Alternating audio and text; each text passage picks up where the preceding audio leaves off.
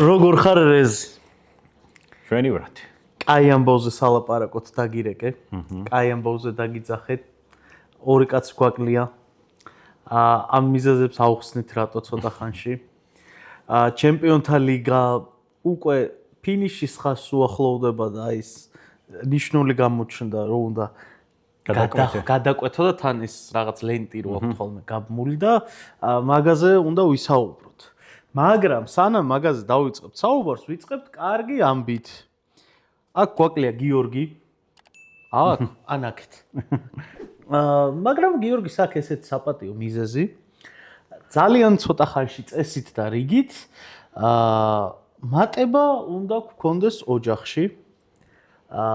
ჩვენ რა გიორგის უნდა გქონდეს მატება, მაგრამ შედეგს მიღმას ოჯახში უნდა გქონდეს მატება, ცოტა ხანში პატარა ბაია გაუჩნდება. და მიულოცეთ. ხო, მიულოცეთ კომენტარებში. და კომენტარებშივე იქნებ რა დაარქვან, ეგ ურჩიონ. ოღონდ ბიჭია თუ გოგო, მაგას ჯერ არ ვიტყვით. შეგიძლიათ ბიჭის სახელის დაწეროთ და გოგოსიც. ხო. რაში გამოვადგებათ ეგ ხო არ ვთქვათ? დავაი. რაში გამოგადგებათ ეგ და მე რენდომაიზერით ან გიოს გემოვნებით სახელი რომელიც მოეწონება ავარჩევთ ერთ-ერთ კომენტარის ავტორს და გადავცემთ ტორპედოს მაისურს ხელმოწერებით მამუჩაშვილის ხელმოწერა, არაბიძის ხელმოწერა, დიეგო დეისაძის და კიდე რამოდენიმე ფეხბურთელის მაგ სამის მერე მე წავედი და მე აღარ ვიცი ბიჭება ვის მოაწერინეს ხელი თამაშის შემდეგ. წინა იმაში რა ქვია გადაცემაში დავაანონსეთ რომ იბერიას მაისურს გავათამაშებდით და გავათამაშეთ შედეგი უნდა გამოიცნოთ პარი სენ-ჟერმენი ბაიერნის გამოიცნოთ ცოტნე მელაძე 71-79-მა YouTube-ზე შეგეხმიანეთ შენც გვიპასუხე ნახე თუ არ გინახავს ჩვენი პასუხი რამენერა დაგვიკონტაქტე და იბერიას მაისურს გადმოგცემთ. ეს მაისურები საიდან გვაქვს ახლა ეგ ეს მაისურები საიდან გვაქვს ახლა მაგაზე მივიდეთ. ჩვენი მეგობარი კომპანია HubsG, რომელიც არის e-commerce პლატფორმა, მაგრამ ივნისიდან გაიხსნება ფიზიკური მაღაზია. ავტორიზირებული მაღაზია იქნება ისეთი ბრენდების, როგორებიც არის რაღაცა Puma, Nike, Adidas, Macroni, ასე შემდეგ და ასე შემდეგ. აბსოლუტურად ავთენტური მაისურები. ხო. ავთენტურია, HubsG გვაჩუქა ეს მაისურები და ჩვენ ჩუქნით თქვენ. კიდე ერთი სადვართ ეგეც სათქმელია. ეს არის ფოტოსტუდია სივრცე. ძალიან მოგვეწონა ჩვენ პირადად ეს სივრცე რაღაცა კარგად ვზივართ რა. ხო, კომფორტული გარემოა, რაღაც მყუდროდ სავარძლებში ჩაწოლილი, იქით იკა პუფშიზის და ისე გვიღებს უკვე მეორე გადაცემას, იმიტომ რომ ცოტა ხნის წინ ჩავწერეთ და წაიშალა. ხო და მეორე ჯერ წერთ ამას.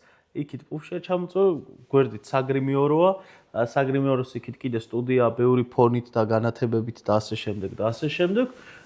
შეგიძლიათ მოხვიდეთ, ჩაწეროთ პოდკასტები, შეგიძლიათ უბრალოდ ფოტო გადაღება თუ გინდათ, რაღაც პატარა ვიდეო გადაღებაც. ეს ყველაფერი ამ სივრცეში ერთად იქნება, იქით ყავის აპარატიც დევს. მეთქი დავლევთქო, მაგრამ იკამარა არა დროს დავიწყოთ ჩაწერაო, არ მაცადეს ყავის დალევა და კიდე რამე ხო არ გამომრჩა. დალაიქეთ, არხი გამოიწერეთ. კომენტარები არ დაგავიწყდით და კომენტარები არ დაგავიწყდით და ჩვენც დავიწყოთ როგორც წინა ვიდეოში ვქენით ისე არ ვქნათ წაშლილ ვიდეოში. ბექაზეც უნდა ვთქვათ, ბექა რატო გვაკლია? ბექა გვაკლია, იმიტომ რომ მივავლინეთ პარი სენ-ჟერმენი ბაიერნის თამაშზე და სტორებს თუ ადამიანებთ ჩვენს პეიჯებზე ხვალს ნახავდით. მაგალითად ყარა როგორ ვარჯიშობდა ბაიერნთან თამაშობდა. როგორ ივსებოდა ტრიბუნები და ცოტა ნერვები მომეშალა, მაგრამ არა უშავს, ვლოგს ჩამოიტანს და match-day ვლოგსაც დავდებთ. ეგ არის, რადგან ყვარა ახსენე, ყვარათი დავიწყოთ ყვარათი. ვაქოთ და ვადიდოთ შეგვიძლია, იმიტომ რომ ხო, მე ვთვლი რომ ეგ მისი საუკეთესო თამაში იყო. შეიძლება პარი სენ-ჟერმენის შემადგენლობაშიც კი მიხედავთ იმისა, რომ გოლი არ გაუტანია, თავის მნიშვნელობით, რა მნიშვნელობა ჰქონდა ამ თამაშს და ან პერფორმანსის მასშტაბურობით და შედეგიანობით. ხო, ძალიან ლამაზად თამაშობს. რაღაც უნიკალური ტექნიკური არსენალი ხო აქვს. არ დამისა, რაღაც უზუსტესად თამაშობს, არაფერს ზედმეც არ აკეთებს, ყველაფერი რაც გათვლილია, ყველა ის მოძრაობა, ის ბრუნი საჭიროა, ზედმეტი არ არის რა. აი დუერო აკეთებს რაღაც Mortal Kombat-ის აკეთებს, იმას არ აკეთებს, იმიტომ რომ არ სჭირდება ეგ. ხო და ყველა სწორი გადაწყვეტილება და ხო ჩვენ თქვით ხო რომ ეს ჩვენ თვლით რომ ეს არის Karim Benzema-ს პლეი-ოფის დონის პლეი-ოფი, რაც კვარამ გვაჩვენა ამ ფინალამდე გზაზე.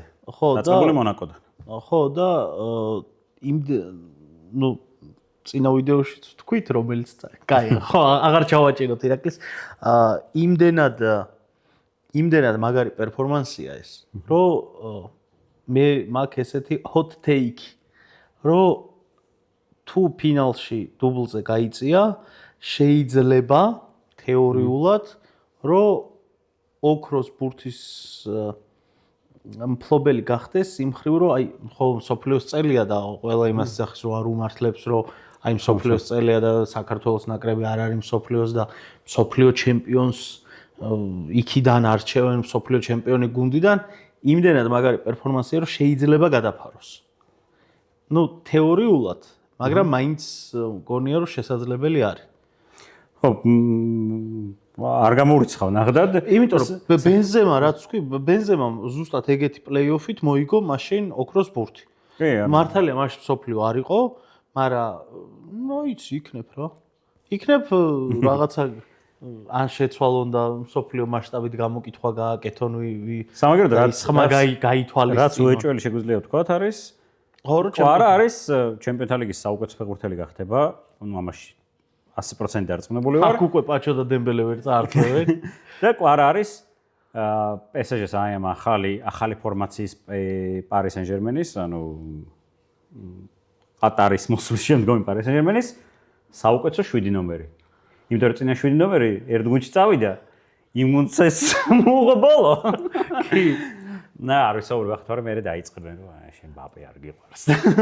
ხო, ნუ არა, მე ერთ-ერთ გადაცემაში ცოტა არასწორად თქვი წინა გადაცემებში რომ მაგრამ ეგ თანდათან უკვე იცენს წონას ეგ ნათქვამი. მე მგონი რომ დაახლოებით 60 გადაცემის წინ რაღაცა რომ წამოვაყრანტალე და კომენტარებში რომ გადამიარეს, რომ რა დებილობას იძახიო, მე მგონი ცოტა ხანში თქვი გაიმეორე. ხო, მაშინ თქვი რომ რაღაცა ანუ იმის თქმა მინდოდა რომ Paris Saint-Germain-ისთვის კვარაცხელია უკეთესი ფეხბურთელია ვიდრე მბაპე თქო და გამომივიდა რომ ზოგადად შევადარე და კვარაცხელია უკეთესია ვიდრე მბაპე თქო და აი ცოტაც ნუ ის ნათქვამი აბსოლუტურად სწორია რომ კვარაცხელია უკეთესია Paris Saint-Germain-ისთვის. ხო, მაგრამ ის არ მithქვავს, ეგ იყო პრობლემა. ხო, მგონი თუ ასე გაგრძელდა თუ ასე გაგრძელდა Paris Saint-Germain მაგასაც იტყვი.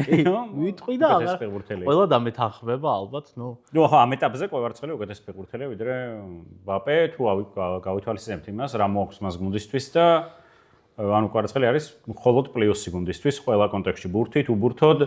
მბაპე ძალიან მაგარი ფეხბურთელია, უბრალოდ მბაპეს აქვს პლუსების და მინუსების ბალანსი და აუცი ხედავთ თქვენ საითი ხრება ეგ ბალანსი ბოლო თამაში ბოლო 2 წლის განმავლობაში. ხო, სხვა რაც ამ თამაშზე იყო საინტერესო, ნუ სწრაფი გოლით ხო დაიწყო.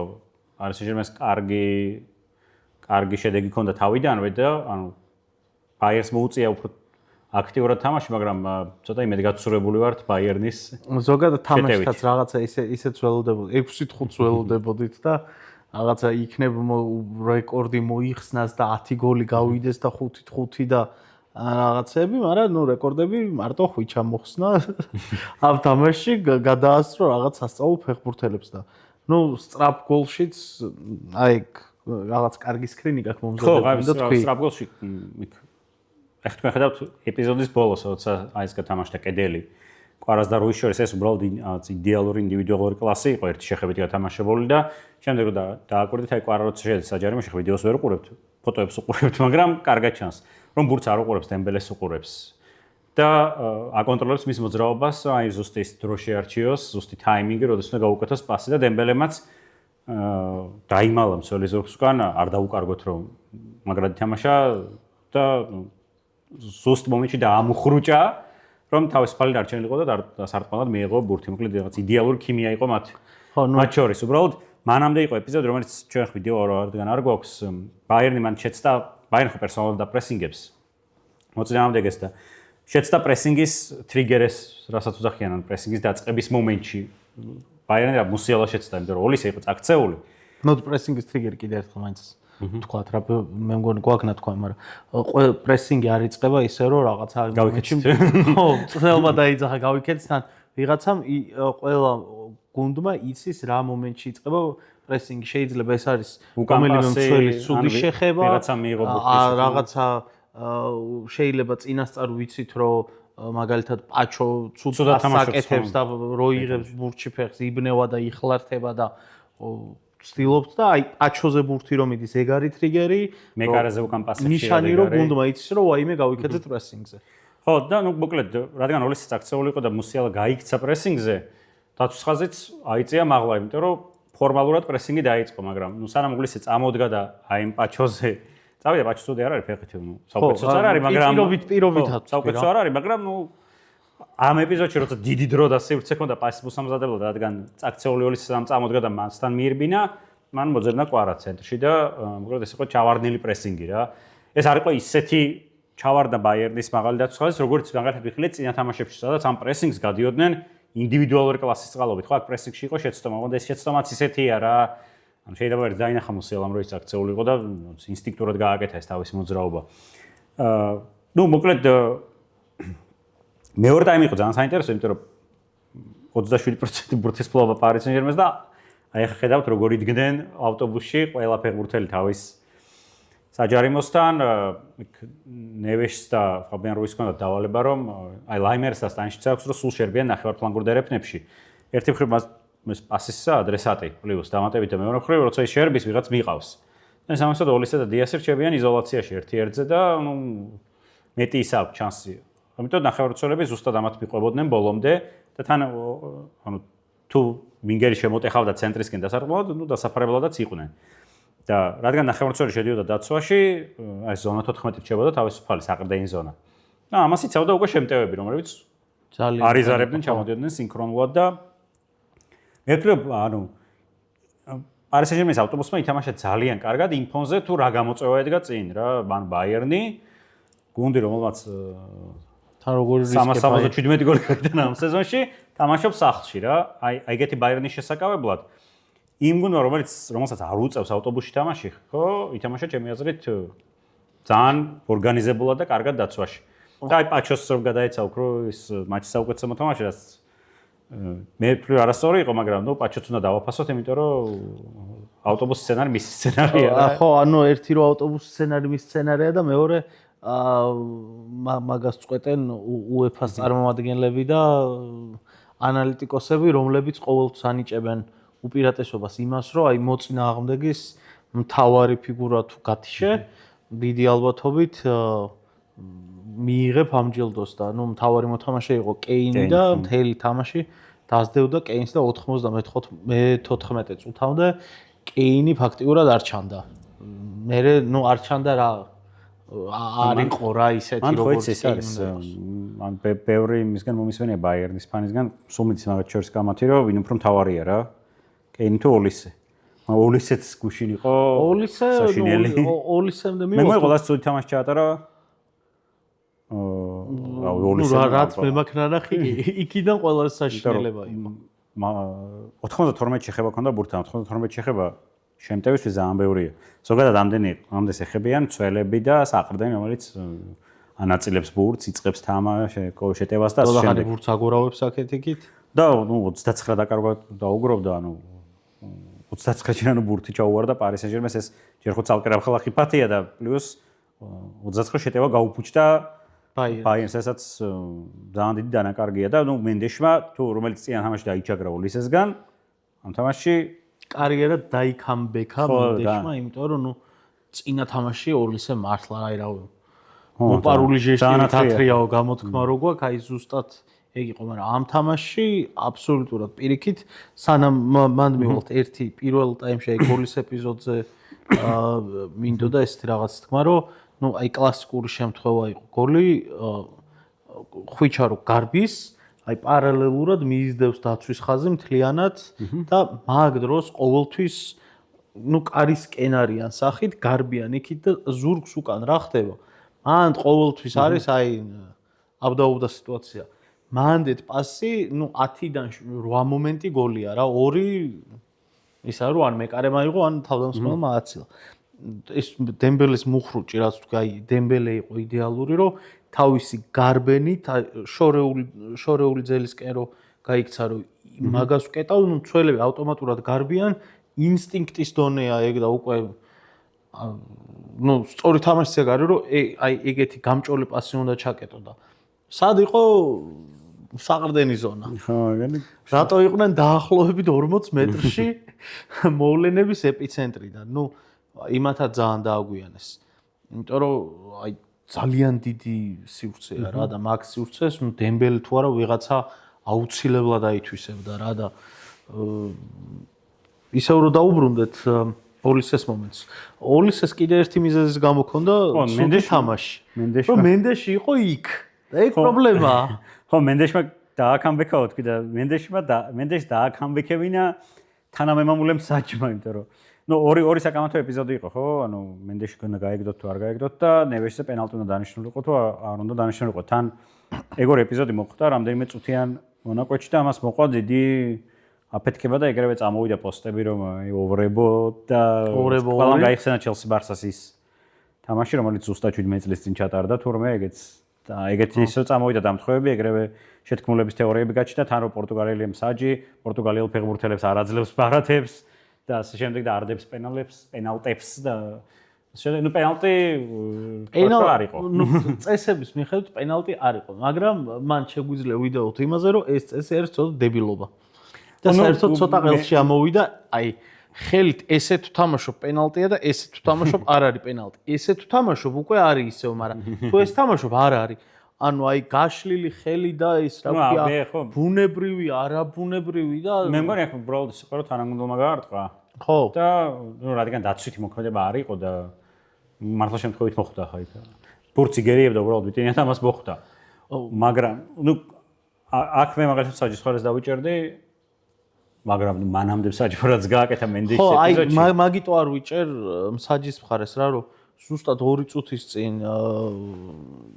გაუფუჭე ყველაფერი ბაიერნს, იმიტომ რომ უნდა თამაშობდნენ 11-10-ზე და თამაშობენ ისევ 11-11-ზე.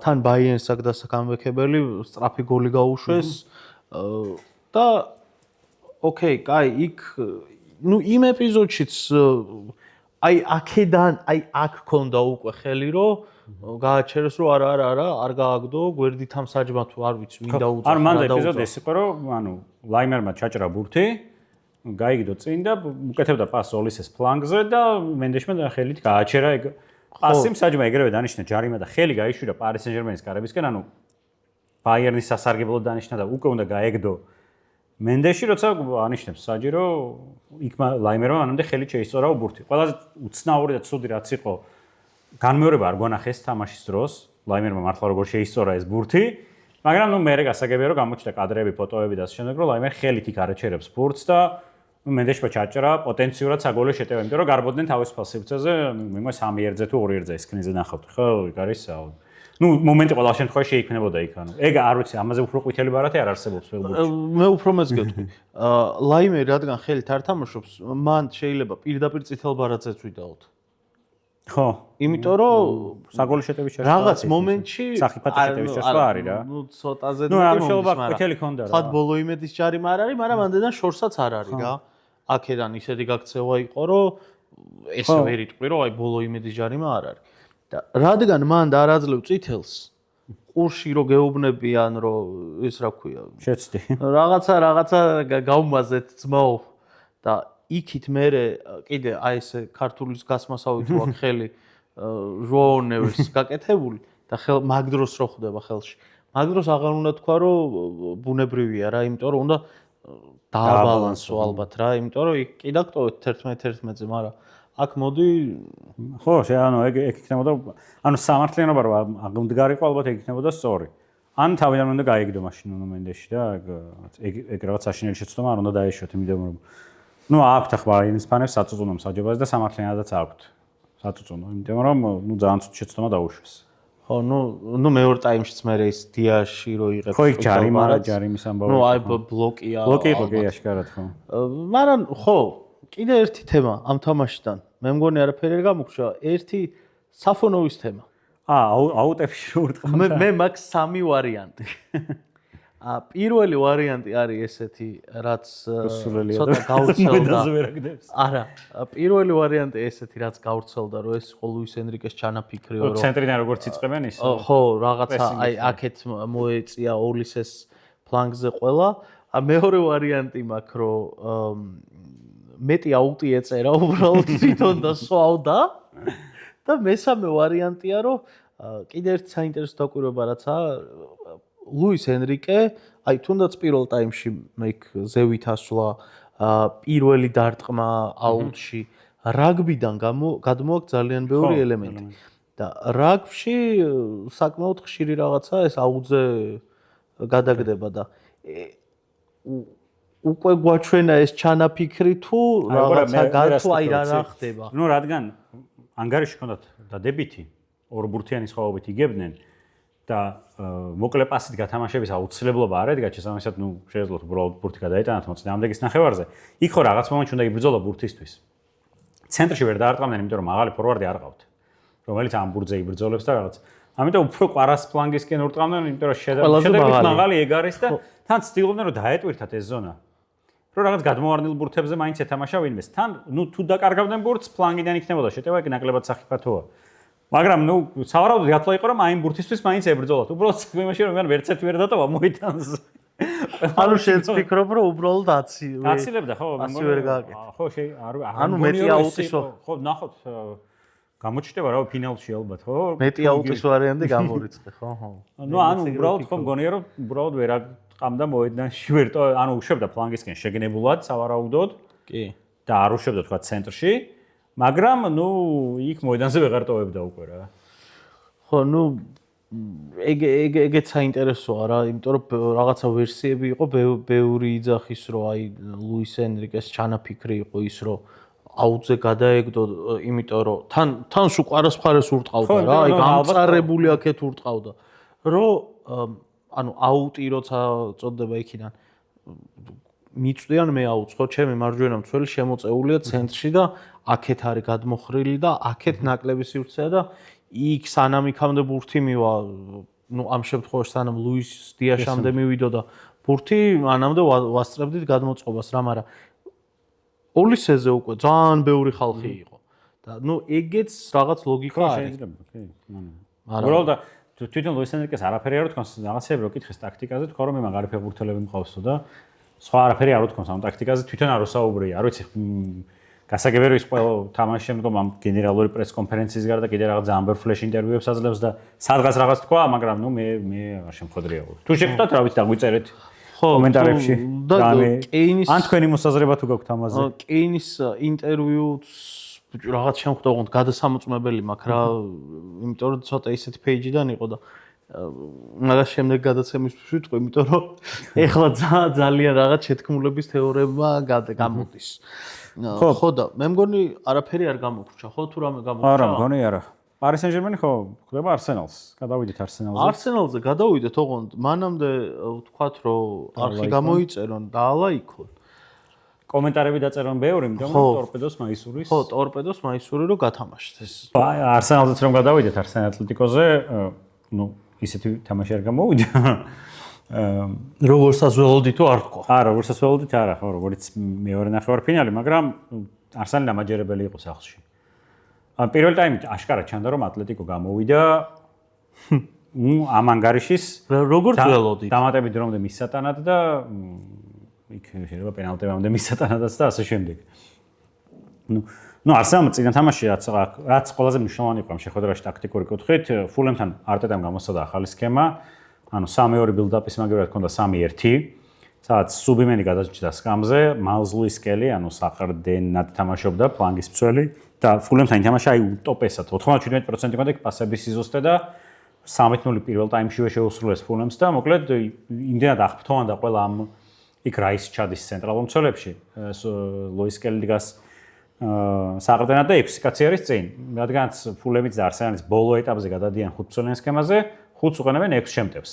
ეგ პირველად მახსოვს ნახე, ბარსა ინტერი რო იყო, ოღონდ ჩავი რო იყო მწვრთნელი. ნუ ინძაგი ხო 5 მცველით იცავდა თავს და 6 კაცი რო ვნახე, მეთქი რამ გააგიშა ეს და ბოლოს მხითარიანი რო ჩაუყვანა. 6-3-1-ზე რო გადაიყვანა. გერმანიის ნაკრები იყენებდა ევრო 2004-ზე, 24-ზე.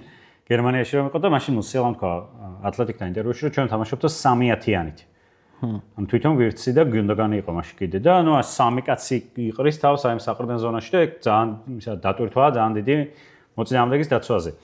და თან ბილდაპშიც ახო თუ 2 კაცი გაპრესინგებს შენ 3 მცველი ყავს, რადგან 3-10-იანი ყავს იმ ზონაში, ეშინიათ საყრდენებს დატომა ზონა და შენი საყრდენის ერთადერთი დააპრესინგონ, მაგრამ რაღაც ბევრი ბენეფიტები აქვს და ძალიან ხო ულტრა შემტევის სქემაა რა, ულტრა რადიკალური. და ზუსტად იგივე გადმოიტანა ატლეტიკოსთანაც. უბრალოდ ატლეტიკომ აღარ ინება ეს საშუალო ბლოკი და კარგი ავტობუსი ჰქონდა გამოგორებული. 5-4-1 სქემაში იდგნენ. ჯულიანო ჩადისოდა მეხუთე მცველად, იქ პუბილი ეყენათ ცენტრალური მცველი მარჯვენა მცველად, ის შემოდიოდა ცენტრში და 3 ცენტრალური მცველი იყო. და ერთი რაც იყო რა შანსი იყო, შანსი საიდან შეიძლება ქონოდა არსენალს, აი იმიტომ ძალიან კომპაქტურად იდგა ატლეტიკო, ნუ ეგ იცის რა. ყველა სიმონეს ყველა ატლეტიკო მიცის ეგ როგორც არ უნდა შეიცვალოს. არის როცა რაღაც ჯერ არ გადასულან ავტობუს რეჟიმში, ეგ არ დამავალი ეპიზოდი რა და აი მან დაიჭირეს ერთ მომენტში, როცა რაისმა და დიოკერეშმა გაკეთა შემხედრე მოძრაობები, ან რაისი წამოვიდა სიღრმეში, დიოკერეშის ზურგს უკან და იქ ცოლები დაიბნენ ამ ეპიზოდში. უბრალოდ მე მგონია რომ ეს რაისისგან არ იყო შეგნებული მოძრაობა, ანუ მას არ უფიქრია რომ ცოლი ამოეტყობინა, უბრალოდ აი ეს თავის პოზიციაზე ბრუნდებოდა და გამოყვა მცველი. და ამით ისარგებლა დიოკერეშმა და იქ თელი შეტევის დროს, აი საგოლე შეტევაა ეგ რა, თაც საკამ გოლი გაიტანა, დაცვა ვერ დალაგდა ბოლომდე და ნუ ეს გამოიყენა არსენალმა, შემდეგ იყო რაღაც მეორე ტაიმში ატლეტიკომ კარგად დაიწყო. აი იმ საკამათო ეპიზოდამდე, სადაც გრიზმანის აქციის მე მგონია რომ პენალტი იყო. იმიტომ რომ მანამდე მე ვერ დავინახე მაგალითზე ჯარიმა, რაც დააფიქსირა.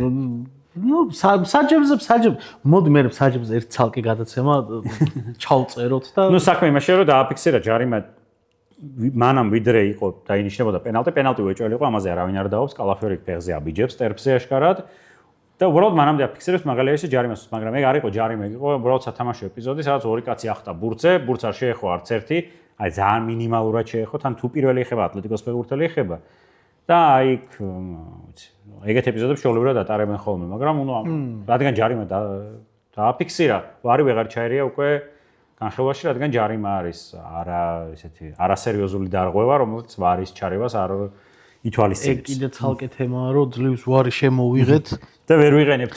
და კი შემოვიღეთ, მაგრამ თლად ბოლომდე არა. ნუ აი სამართლიანობისთვის ისე დიოკერეშზე პუბლი გასაგდები იყო ყვითელი რომ მისცა. და დიოკერეში გადიოდა პირისპირ 20 მეტრი იყო კარებამდე ალბათ. წინ არავინ არ ედგა. მაგრამ ნუ ის პენალტი ისეთ საკვანძო ეპიზოდი იყო.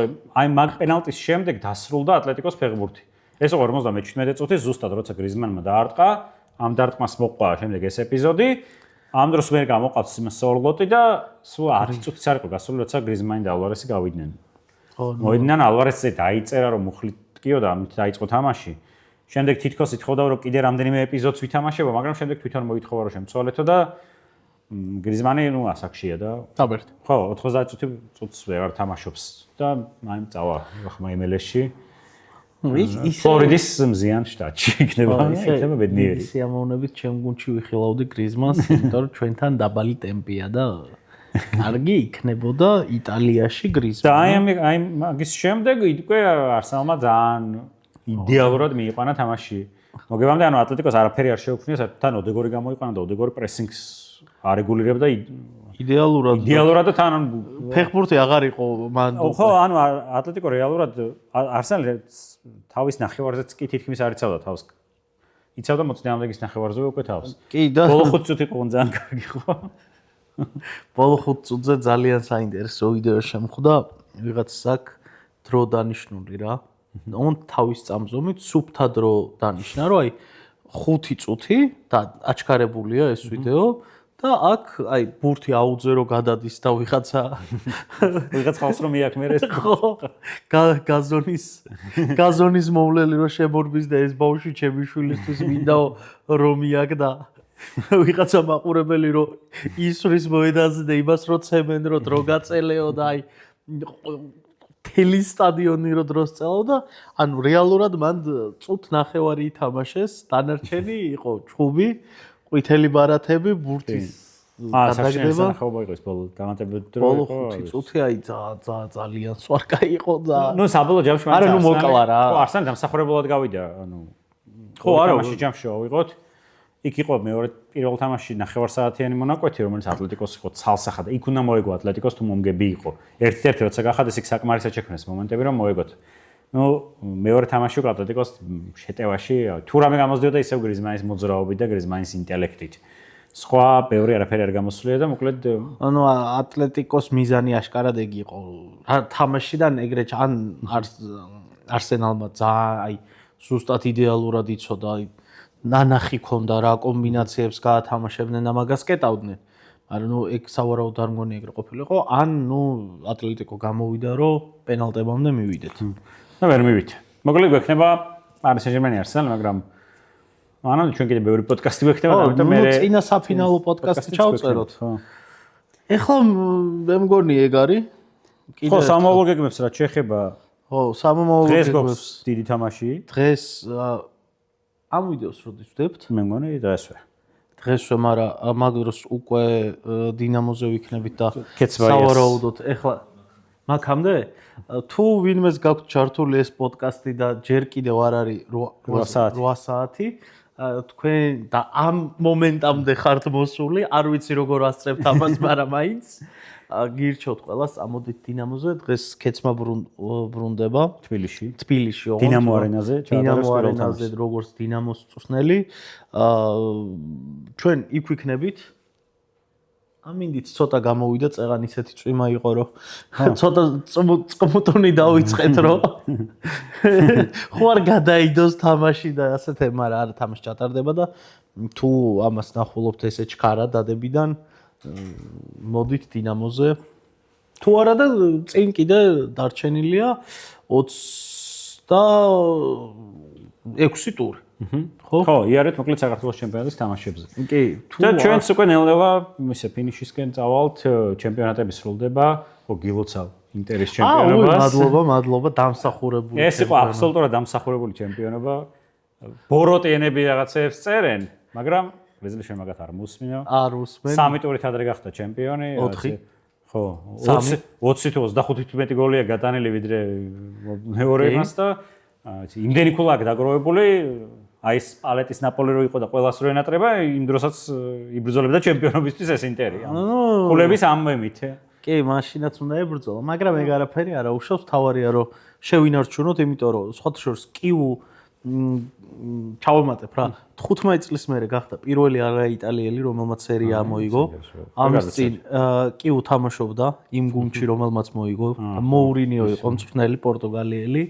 კიდე რაღაც საინტერესო პატარ-პატარა რეკორდები აქვს, მაგრამ ეგ მე იმას აუქნათ, ჩემპიონატების სეზონი შევაფასოთ. სამწუხაროდ ჩემპიონთა ლიგის ფინალში, სამწუხაროდ ან საბედნიეროდ წელს არ არის ჩემპიონთა ლიგის ფინალში. და ეგ არის. ხო, ნუ ჩემპიონატები თითქმის ისეა, ნუ ბაიერნი უკვე ვიცით რომ ჩემპიონია, ინტერი ვიცით რომ ჩემპიონია, პარი სენ-ჟერმენი და ბარსელონა თითქმის გადაწყვეტილია და ინგლისშიც არსენალმა უკვე კარგი. სამაგეროდ ელ კლასიკო გვაქვს აგერ კვირას. ელ კლასიკო გვაქვს კვირას და მაგ დროს მე თამაში მაქვს. ხო და კიდე ერთხელ მადლობა უთხრათ ფოტოსტუდია სივრცეს ამ ადგილის დათმობისთვის. მე მომეწონა თუ დაგვიტოვებენ დავრჩეთ. მადლობა ჰაბსჯის, მადლობა ჩვენს გამომწერებს. ის ვახსენეთ, ყველაფერი ვთქვით. კიდევ ერთხელ დაალაიქეთ, გამოიწერეთ. ხო, დაალაიქეთ, გამოიწერეთ და კომენტარებში დაგვიწერეთ გიორგის ბავშვის სახელი. და მე საჩუქარსაც მიიღებთ და დროებით.